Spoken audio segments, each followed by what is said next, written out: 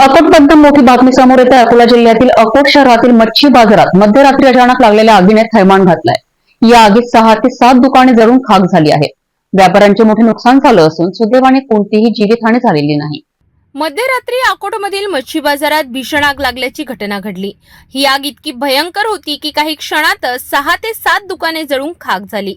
स्थानिकांनी आग आटोक्यात आणण्याचा प्रयत्न केला, पण आग एवढ्या वेगाने पसरली की त्यांचे सर्व प्रयत्न फेल ठरले।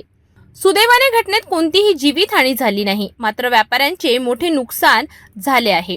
लाखो रुपयांचा माल जळून खाक झाला।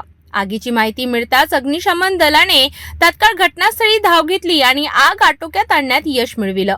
या घटनेमुळे परिसरात भीतीचं वातावरण पसरलं असून स्थानिक प्रशासनाने घटनास्थळी पोहोचून पंचनामा केला। आगीचं नेमकं कारण अद्याप समजू शकलं नाही। मच्छी बाजारातील ही आग प्रशासनासाठी एक मोठा इशारा आहे। बाजार परिसरातील सुरक्षेच्या उपाययोजनांकडे अधिक गांभीर्याने पाहण्याची गरज आहे। सुदैवाने यावेळी कोणतीही जीवितहानी झाली नाही, परंतु अशा घटना टाळण्यासाठी तातडीने उपाय करणं गरजेचं झालं आहे।